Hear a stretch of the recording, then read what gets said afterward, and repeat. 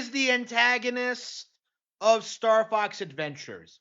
There is the obvious answer, and then there is the correct answer. Most people would give you the completely wrong answer to this seemingly simple question. And the reason for that has in part to do because of the game's tumultuous development cycle, in which a lot of things were cut, a lot of things were changed, a lot of people like misinterpret like very specific lore, and there's simply the fact that the game doesn't really go into specifics as to what is actually happening in the plot. In order to find out what really happens in Star Fox Adventures, you kind of have to parse through not only the deep lore of this game, but really take a deep dive into Dinosaur Planet's development history as a whole and really take all of that lore into consideration as to what actually happened in this game.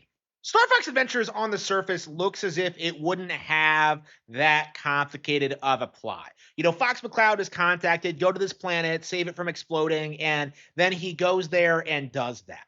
But when you break down the actual deep lore of Dinosaur Planet, when you talk to all the NPCs, when you explore, when you interact with when you hear all these stories about the distant past and about the characters and about their dynamics with one another, this is actually the most fleshed out and complex planet we have ever seen in the history of Star Fox. And the reason for that is that this was originally a completely different game, Dinosaur Planet, which had a more Zelda-esque kind of focus and style, where it had all this lore, it had all this all these supernatural elements, it had all these competing factions, and it had this way darker tone than what the game ended up being. Now, it's important to note that although Star Fox Adventures is a radically different game in a lot of respects, a lot of key critical details have remained the same. Crystal still goes on the pirate ship. She still rescues the Cloud Runner.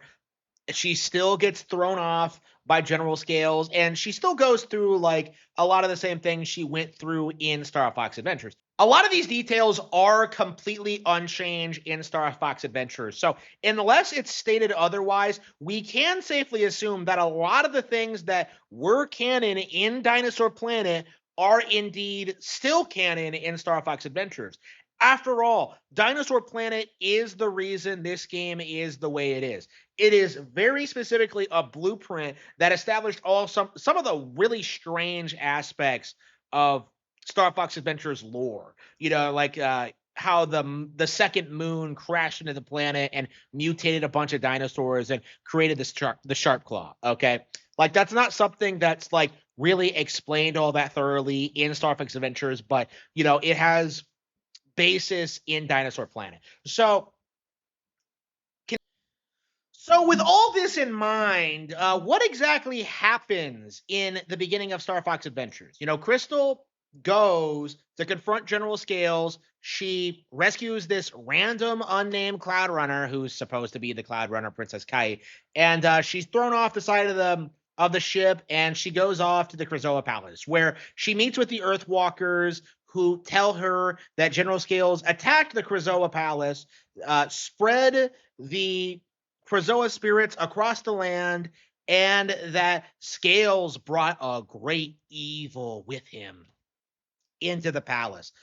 Now, this is important. All of this is important. And the thing about this is it's not entirely true, because as we know, immediately after Crystal is told this, she goes into the other room, finds a Krazoa spirit, and immediately unleashes it in a room that's 2 feet away.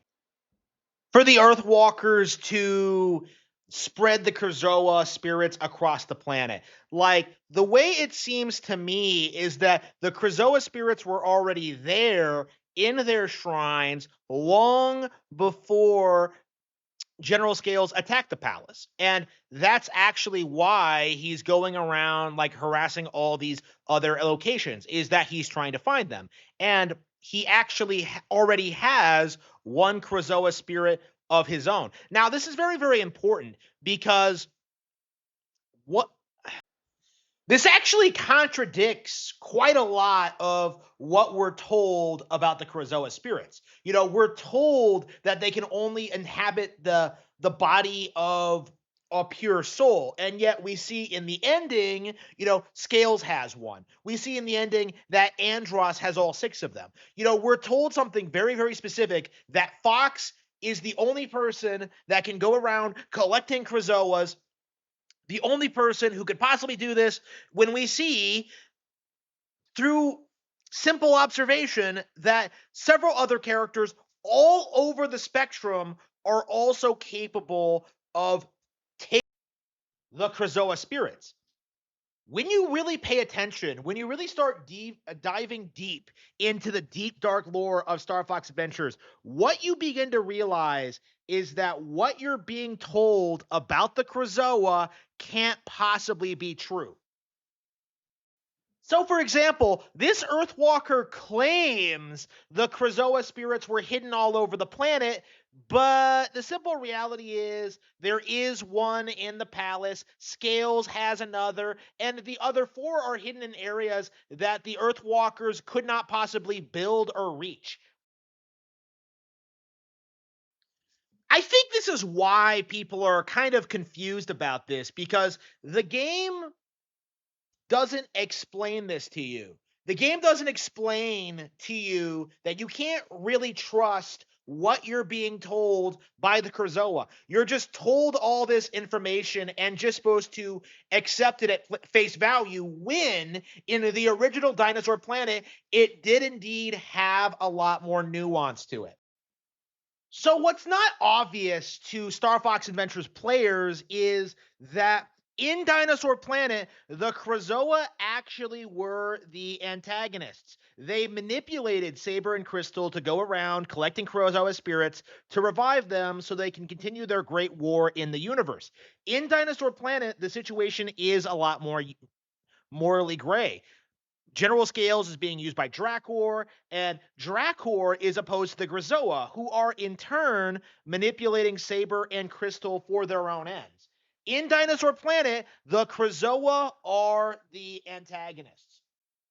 So the question remains, this was true in Dinosaur Planet, but how much of it remains in Star Fox Adventures? How evil and malicious do the Krazoa remain in this complete remake, reimagining of this unreleased game? And honestly, it seems as if they were behind everything all along.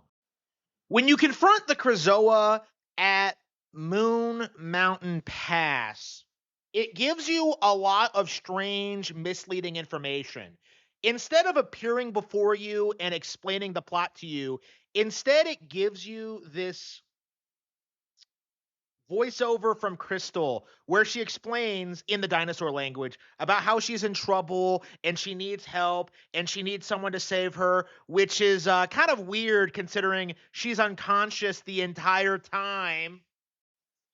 The spirit then goes on to claim that only the pure of heart can enter the Krazoa shrines, which is kind of absurd considering how we've already established that General Scales already has one. So, two for two, this guy is lying to you.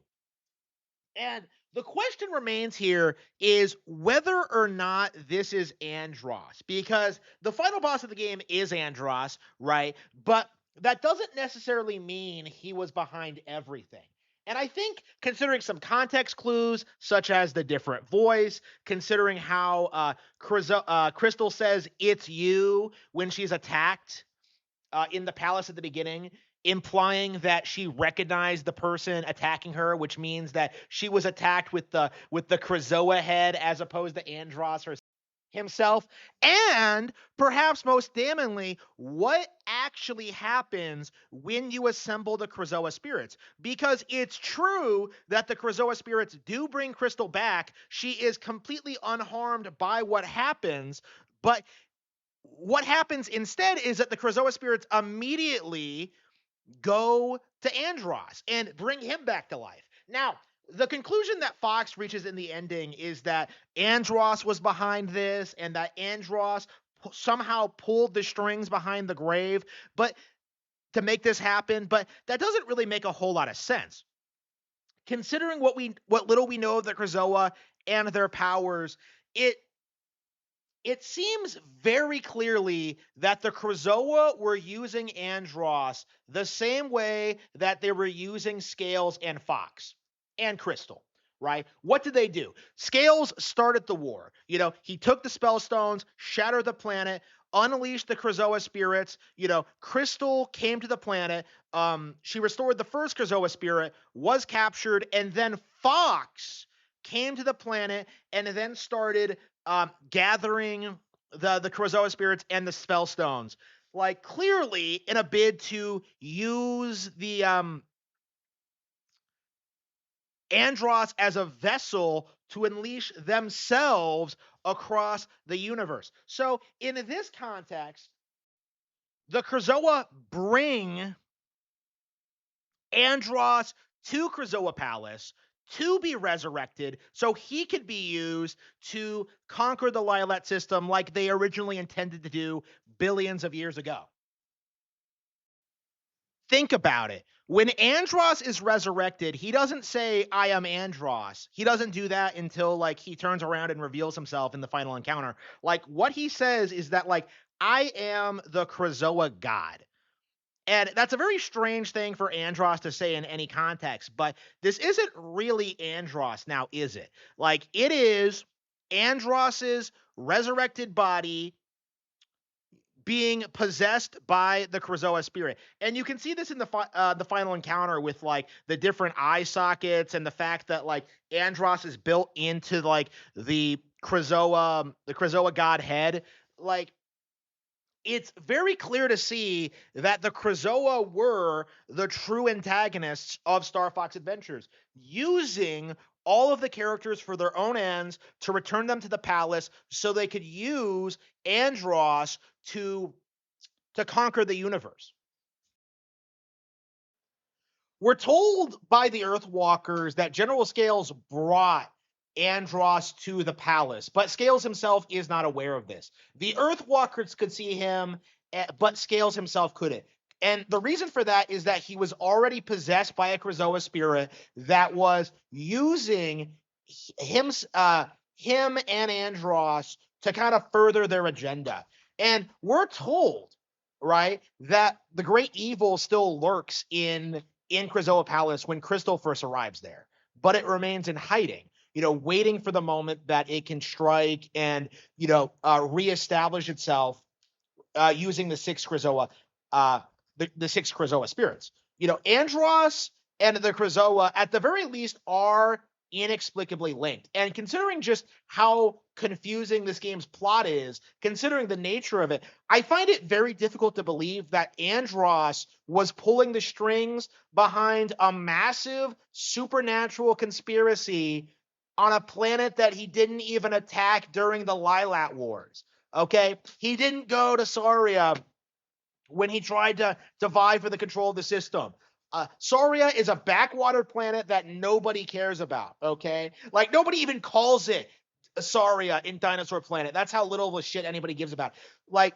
Dinosaur Planet is completely irrelevant in the grand scheme of things. The idea that Andross would die and then somehow travel across the universe and resurrect himself using magical powers that he has no experience with, that he didn't use in the last game, that he seemingly had no knowledge of, it is completely ridiculous. It had to have been the Krazoa. It had to have been the Krazoa that established this. It had to have been the Krazoa that realized that Andross was the closest thing they were ever going to get to complete system domination.